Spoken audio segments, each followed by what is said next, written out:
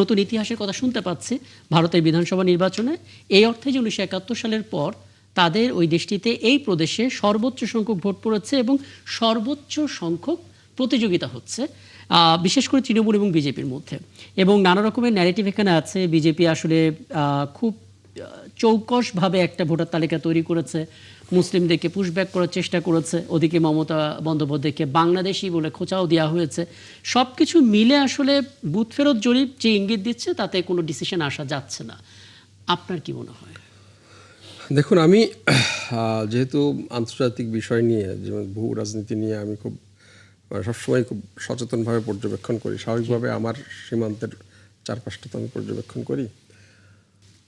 Booth ফেরত জরিপে যেই মানে মানে ফলাফলটা আমি দেখেছি, এবং সেখানে মোটামুটি বিজেপিকে বেশিরভাগ জায়গাতেই বেশিরভাগ আউটলেটগুলো বিজেপিকে জিতিয়ে দিয়েছে। আমি ব্যক্তিগতভাবে এটাকে একদমই মনে করি না। আমি মনে করি এটা আসলে গদি মিডিয়ার একটা জিনিস। আমাদের এখানেও আমরা এরকম দেখেছিলাম বিভিন্ন সময় হাসিনার আমলে। বাট আমি একেবারেই মনে করি না যে পশ্চিমবঙ্গে বিজেপি বা মোদি ক্ষমতায় আসছে। আচ্ছা, এখন পর্যন্ত পশ্চিমবঙ্গ তৃণমূলের আন্ডারে থাকবে এবং আরও বেশ কিছু বছর, 5-7 বছর এই নিয়ে কোনো, কারণ একটা জিনিস হলো, আপনি কি পশ্চিমবঙ্গের যে ডেমোগ্রাফিটা আছে সেখানে প্রায় 30% মানুষ মুসলিম। এই 30% লোক মুসলিম, এই ভোটটা কিন্তু মোটামুটি মমতার একটা রিজার্ভ ভোট অলমোস্ট। এর বাইরে পশ্চিমবঙ্গের যে মানে উচ্চবর্ণের যে ব্রাহ্মণরা আছে তারাও কিন্তু এই বিজেপিকে পছন্দ করছে না। তার একটা বড় কারণ হলো এই যে পশ্চিমবঙ্গ, এই যে মানে অর্থাৎ পশ্চিমবঙ্গের যে ব্যবসা অর্থনীতি, এই সবগুলো মারোয়ারিদের নিয়ন্ত্রণে চলে যাচ্ছে, আচ্ছা, হিন্দিভাষীদের নিয়ন্ত্রণে চলে যাচ্ছে। ফলে ওখানকার যে উচ্চবর্ণের যে শ্রেণীরা আছে তারা কিন্তু মানে ক্ষমতা হারিয়ে ফেলছে। ফলে তারাও পারছে না। এবং আরও একটা খুব ইন্টারেস্টিং বিষয়, আপনি যদি শুভেন্দু অধিকারী, বিজেপির যিনি পশ্চিমবঙ্গের নেতা, প্রতিটা বক্তব্য ওনার সাম্প্রতিক সময়ে অনেক উস্কানিমূলক। ওনার যে বক্তব্যটা আপনি দেখেন, আমার মনে হয় যে উনি আসলে মমতার প্রক্সি হিসেবে কাজ করছেন। মানে মমতার ইলেকশনটা উনি এমনভাবে কথা বলেন যাতে মমতার জনপ্রিয়তাটা বাড়ে এবং মমতার ভোটটা আসলে শুভেন্দু অধিকারী নিজেই করে দেন। শুভেন্দু অধিকারী একসময় তৃণমূল রাজনীতি করতেন, পরে বিজেপিতে এসছেন। তৃণমূলের গুরুত্বপূর্ণ নেতা ছিলেন। আমি জানি না, আমার কাছে কেন জানি সন্দেহ হয় যে বিজেপির রাজনীতি যিনি করেন তার প্রত্যেকটা কথা, একটি গণতান্ত্রিক রাজনৈতিক দল, তার তো কিছু ব্যালেন্সের জায়গা থাকতে হবে। এখন ওই যে বিভাজনের যে জায়গাটা, তারা যেটা বলছে যে ঠিক আছে 30% লোক মুসলিম, যদিও আমার ব্যক্তিগত হিসেবে 36% হবে, বাট ওদের হিসেবে 30%। যদি 30% লোক মুসলিম, আমি যদি 70%কে এক করতে পারি তাহলে তো বিজেপি জিততে পারে। এটা হলো তারা একটা মানে তাদের গ্রস একটা হিসাব, কিন্তু ওই হিসেবের জায়গাতে একটু ভুল আছে। ভুলের জায়গাটা কোথায়? আমি আপনাকে উচ্চবর্ণের যে কথাটা বললাম সেটা একটা। আচ্ছা, আমি একটু অধ্যাপক ডক্টর আকাশ আহমেদ একটা মতামত নিয়ে তারপর আবার এটা নিয়ে আলাপ করি।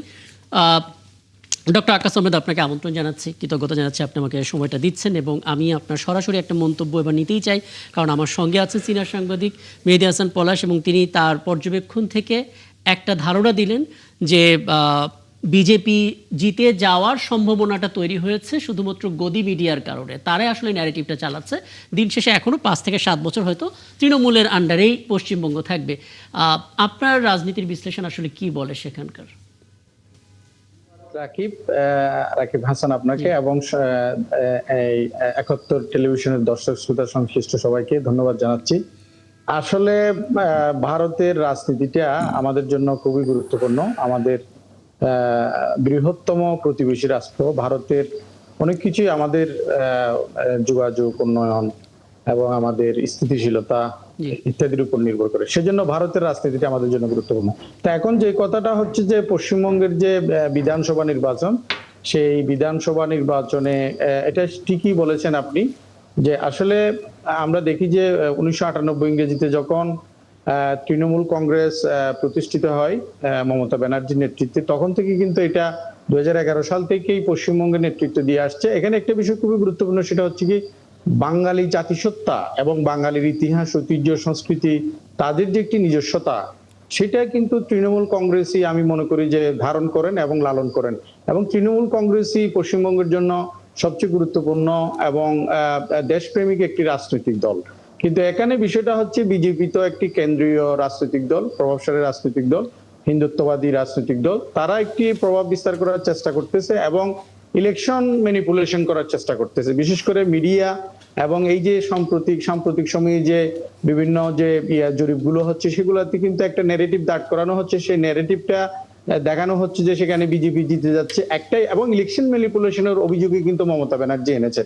তো এই সমস্ত বিষয়গুলো চিন্তা করলে আমরা যে শুধু বাংলাদেশের রাজনৈতিক সংস্কৃতি নিয়ে কথা বলি, ভারতের রাজনৈতিক সংস্কৃতি তো আমরা জানি যে একটি বৃহত্তর গণতান্ত্রিক রাষ্ট্র এবং রাজনৈতিক সংস্কৃতির সেখানে চর্চা আছে, সেটা আমরা মনে করতাম। কিন্তু সাম্প্রতিক যে ইলেকশন এবং বিজেপি যে চরিত্র ধারণ করেছে, একটি কর্তৃত্ববাদী চরিত্র, যেটা গণতান্ত্রিক সংস্কৃতি থেকে সরে আসতেছে এবং সাংবিধানিক সংস্কৃতি থেকে সরে আসতেছে, এটা ভারতের রাজনীতির জন্য আমি বলবো এক ধরনের রসনী সংকট।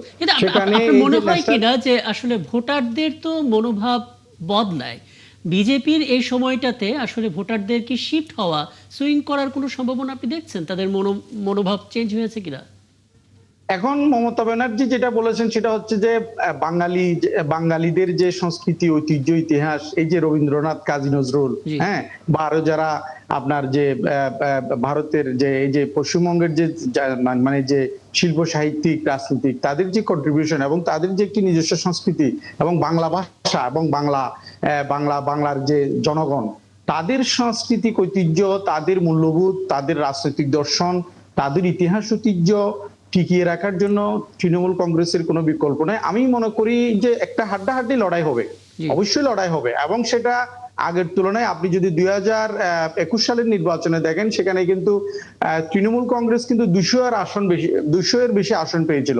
এবারে হয়তো কিছুটা কমবে, এটা ধরতে পারেন 294টা আসনের মধ্যে 50-50 ধরতে পারেন। আমার মনে হয় না যে খুব বেশি ফারাক তৈরি হবে রেজাল্টের ক্ষেত্রে। আমার মনে হয় হাড্ডাহাড্ডি লড়াই হবে, এবং যদি তৃণমূল কংগ্রেস যদি সেটা করতে পারে, তাদের ক্যাম্পেইনটা যদি তারা সঠিকভাবে করতে পারে এবং তাদের যে অবস্থানটা তুলে ধরতে পারে, এবং আমি মনে করি যে শেষ পর্যন্ত তৃণমূল কংগ্রেসই জয়ী হওয়ার একটা সম্ভাবনা। তবে তাকে বিজেপির যে ষড়যন্ত্র এবং তাদের যে বিভিন্ন ক্যাম্পেইন, বিভিন্ন প্রোপাগান্ডা তৈরি করে, নেগেটিভ তৈরি করে যে দেওয়া হচ্ছে যে বিজেপি জিতে যাচ্ছে, এটা এক ধরনের আমি বলে যে মানে ইলেকট্রাল ম্যানিপুলেশন, নির্বাচনী একটি ম্যানিপুলেশন সেখানে করার চেষ্টা করতেছে।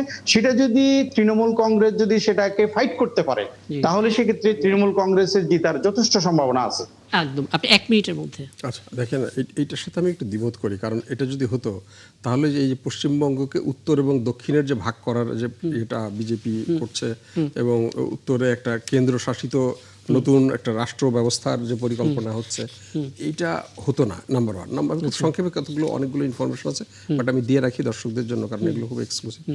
2 নম্বর হলো, যদি কখনো, এবং হয়তো একটা সময় বিজেপি আসতেও পারে, যদি বিজেপি ক্ষমতায় আসে, তাহলে কিন্তু যেটা হবে, আমাদের এইখানে আজকে যে রোহিঙ্গারা আমাদেরকে নিতে হয়েছে, হ্যাঁ, আপনি দেখেছেন হেমন্ত বিশ্ব শর্মা, আসামের যিনি মুখ্যমন্ত্রী, তিনি সর্বশেষ কি বলেছেন, কিভাবে আমাদের এখানে ঢুকিয়ে দিচ্ছেন, সেগুলো নিয়ে বলেছে। আমরা এগুলো ওই বিতর্কে আলোচনায় যাচ্ছি না, যেহেতু সময় আপনার খুব কম। আমাদের কি কিন্তু এই যে বিপুল পরিমাণ বাংলাভাষী মুসলিমদের নেয়ার জন্য আমাদের প্রস্তুত থাকতে হবে। আমরা বলছি বন্ধু, আমাদের স্লোগান কি, যদি বন্ধু হও হাতটা বাড়াও, এটাই তো বন্ধুত্বের স্লোগান। কিন্তু ওনারা কি বলছেন, আমি কুমির ছেড়ে দেব, আমি সাপ ছেড়ে দেবো সীমান্তে, তাই না? এটা বন্ধুত্বের লক্ষণ না। কুমির ছেড়ে দিয়ে, সাপ ছেড়ে দিয়ে আপনি বন্ধুত্ব, আপনি হাত বাড়াবেন, আপনি কুমির বাড়িয়ে দিচ্ছেন, আপনি সাপ বাড়িয়ে দিচ্ছেন।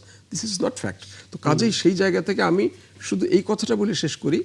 জেনারেল ওয়াকার একটা কথা বলেছেন, আমাদের সেনাপ্রধান, যে যদি মানে বাংলাদেশের এয়ার সক্ষমতা এবং প্রতিরক্ষার সক্ষমতা থাকতো, তাহলে রোহিঙ্গা সমস্যার সমাধান সৃষ্টি হতো না, এবং আমরা মিয়ানমার রোহিঙ্গাদেরকে ফেরত নিত। আমাদের এখন অতি দ্রুত দরকার বাংলাদেশের প্রতিরক্ষা সক্ষমতা বৃদ্ধি করা। এটা যদি আমরা করতে না পারি, আগামী দিনে এই পশ্চিমবঙ্গ থেকে বাংলাভাষী মুসলিমদেরকে নেয়ার জন্য আমাদের প্রস্তুত থাকতে হবে।